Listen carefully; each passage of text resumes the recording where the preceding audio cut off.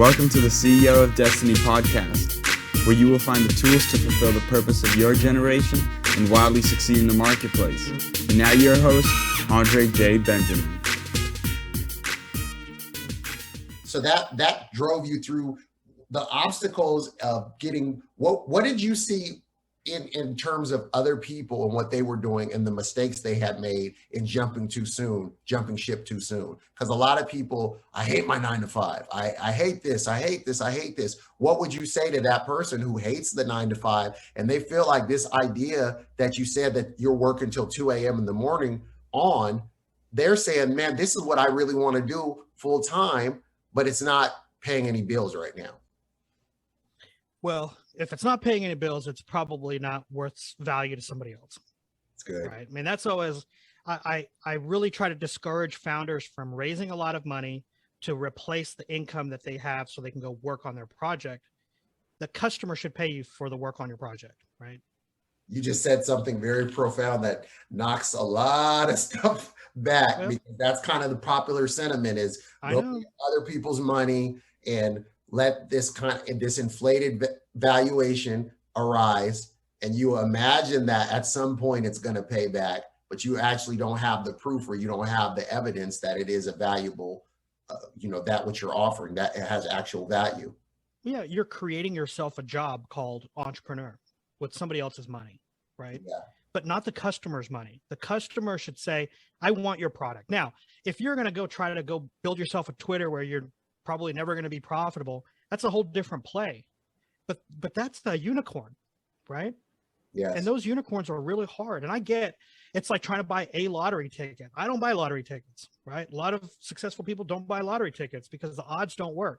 No. I have a much higher success rate of finding a problem that a lot of people face and solving it for them for a fee. So I love this term that I heard people say. It resonated with me many years ago, but they say, put your own bread up, put your own money up. Tell us a little bit about that and how much you put up of your own. I put up my only $54, man. I was broke as a joke. Are you kidding me? Let's go. But I put up my time, right? I worked for almost 3 years with no income from this stream. It was just, we'd make a little money. All right, we got to buy a computer. We make a little money. Let's buy a desk, right? Yep. We make a little money and, oh my gosh, we can rent a little office space and hire somebody. And it was just this incremental of, for the first 3 years, we're not going to touch that income and I'm going to work it, right? I'm going to put it right back into the business. We're going to keep building it. And so I started with $54. And the reality is I tried to raise money. Back then, man, people were like, I don't understand what this internet thing means. I think it's just a fad. What year is it? A bunch of nerds, What year is this, by the way? 99, 2000. So you're right before everything's about to pop anyway. That's right. They're buying, dog.com for the $1 million valuation, right? That's right. At that time. So it's so new. You have this opportunity. You're incrementally growing. What are some of the biggest obstacles you faced that you see a lot of people facing now, and how did you navigate through that? I know you talked about the time. I know you looked at why was it important to you? Yes, I know you try to, raise outside funds, but once you actually start gaining momentum with your own funds, your own bread that you put up, what did you see as the importance of maintaining the kind of like the integrity or the strength of the business, the way that you were forming it versus kind of, there's the opportunity to dilute what you set out to do? Can you talk a little bit about that? Well, money changes everything, right? Root of all evil. Yeah. And I get it because twice in my career, I got very seduced by the money. Yeah. And, the first window was, wow, we're able to pay everybody and we're able to make a little money. Like, this is amazing. And I get to do what I love. Let's make more money. Yeah. Oh, but we're not going to be able to do what we love. That's okay. That's okay. Just make more money. Let's make as much money as we can. Right. And then what happens is I started coming to the office and I didn't know who I was. Wow. Let alone what we were as a collective. And I saw the writing on the wall that if I don't like coming here, I bet other people don't like coming here. Right. And it was all about making money. Wow. And so we had to really go back to our core values and define them. And I ask people this all the time when I get hired by lots of large companies to come in and help them with their culture. And the C-suite is so proud to show me on the wall, like, see, these are our core values, man. We live and die by these. I was like, you do? Oh, we love these core values. I'm like, great. But at lunch, I go sit with the line guys, right? The folks who actually do the hard work. And I'm like, hey, tell me about the core values. And you're going to hear one of two things almost every time. One guy will go, oh, you mean those things on the wall? Yeah. Okay, so it's just things on the wall. Whereas the other people go, oh, you mean like the quality, quality? Yeah, they care about quality unless the truck is about to leave. Then they're like, get it on the truck. It's so real. And so I always ask people, are your core values real or are they fake? And I even got rid of the word aspirational, right? Aspirational are not real, right? They're hopefuls. They're not real. So if integrity and honesty are part of your core values, well, when you go to the bathroom and you're not at your desk, somebody should say, oh, he's in the bathroom taking a dump. Yeah. Right? Because that's honest. But if you say, oh, he's tied up in a meeting right now, you've just told somebody to lie for you. Yeah. So then are you really honest and have integrity? Instead, if you're like, hey, we're pathological liars, well, you will hire the best pathological liars in the business, right? Sure. So just be honest with who you are. We didn't know who we were, Andre. I come into work every day. We were just trying to make as much money as possible. And I realized, man, this is not the way we grow. We're trading our integrity, our souls, our who we are just to make some green. And there's got to be a better way. And the better way was, here's who we're going to be. And if customers don't like it, they're not our customers. If vendors don't like it, they're not our vendors, right? You're very pave our own way. You're very candid in your book about that, firing customers basically, and having the right team around you. So go back a little bit to how did you formulate the right team? How did you start to pick people, the power of tribes? How did you even know who you're going to get to go with you on this journey of launching Digital Tutors, and even how you came up with the name Digital Tutors? Totally by accident, right? We were like, we want to be tutors for visual effects artists, but we don't want to be in person, so we'll be digital. So we just called it that, Digital Tutors, right? It just stuck. Yeah, it stuck. The team was ragtag, and what are those baseball kids called? The Sandlots. I mean, we were just the Sandlot kids, right? Yes. I had one of my great graphic designers. She was a baker with no graphic design experience, but she baked cookies with logos, and people eat them or throw them away. Yeah. And so she wasn't so tied to her art that when I go, man, I don't really like that. It's not a, oh my God, he hates me. He hates my work. It was, oh, he doesn't like those pixels, right? The head of our customer service was a flight attendant. Wow. Right. And, some of my people had no experience in this industry. And I'm like, look, man, we're teachers. We'll teach you how to do this work. I can't teach you to be a good person. Like, that's what you got to show up with. So I'm a big believer in the resume may get you in the door. Most of them are lies. Most of them are, fancy BS. What I want to do is meet you. Can we travel a country and stop and have cheeseburgers together? Right? Absolutely. Can we do that? Can we get in a car and drive to LA and still be friends after? Right. And so really what I'm looking for is that person's integrity, that person's, do they want to make a difference? Not to the world, but just to the people they work with. Right. To me, that's the world. If I can make a difference to the people around me, I'm making a difference in my little world. So you saw that if they had that core, they shared the same values as you as a person, you saw that you said, I can work with that. The skill, absolutely. We can skill you up. You have because you, rather than having somebody who has tremendous skills, but they're trash in regards to how they treat people. They don't have, talk about the power of listening and how you use that. You deployed that because you talk about that in your book, talk about how you did that in building your team. And then you also put that in culture of saying, what does listening show?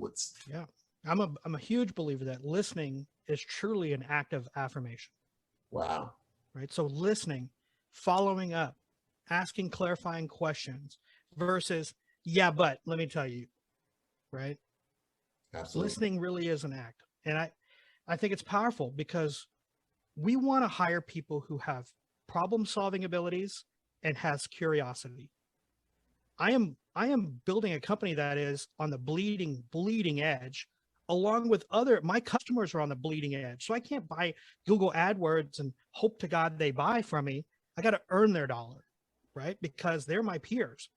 And so I've got to find people who are curious enough to go, wait a minute, I see some things here we could be in front of, and then have the problem solving ability to go, let me figure that out.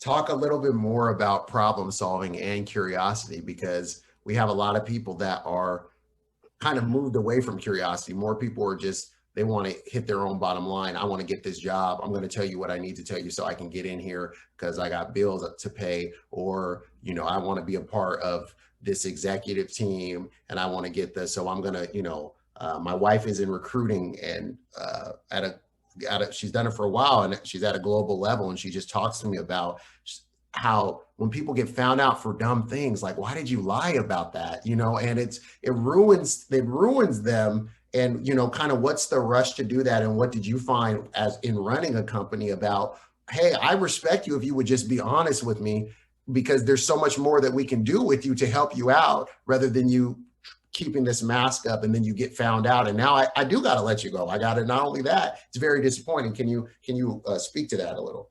Yeah, it starts on day one, right? So when we do those interviews, I never do them one-on-one. I always do them in a group. Love it. And I want somebody who doesn't work with me every day to sit with me, interview that person, and we're going to split the questions. But after that person leaves, I'm like, okay, would you work with that person? Because I'm not going to have to work with them, right? Sure. Would you work with that person? And if they say, yeah, I think I would, cool. Let's bring him back and let's have him interview by the whole team that works with him or her, right? Yep. And they're going to know this is one of us or not. Versus, man, I got 20 spots to fill. Let me just hurry up and fill them because we need button clickers. So we're still pretty nimble, right? 42 full-time, 500 contractors. That's not real big in the world of, you know, large companies. So we're pretty nimble. Every person we add adds a level of complexity, adds a level of distraction. Like it's gonna go slower before we can go faster again. And so the person I add, I got to make sure if you're the team lead and your whole team needs to sign off on, yes, we're going to take this person into our tribe. We're going to teach them the way. We're not going to try to sabotage them, right? Because that doesn't help anybody. No. What was the power of tribes in finding new talent? I'm a big believer in, Andre, you got any friends that would fit us? If you work for me, hey, you got any friends that'll fit us, right? Yeah. I trust you. I respect you. More than likely, your friend group is going to be similar to you. Bring them. Let's talk to them, right? You know who we are. You know how we roll here. If you have a friend, family member, doesn't matter, an acquaintance, I want to use the power of your network to find other great people.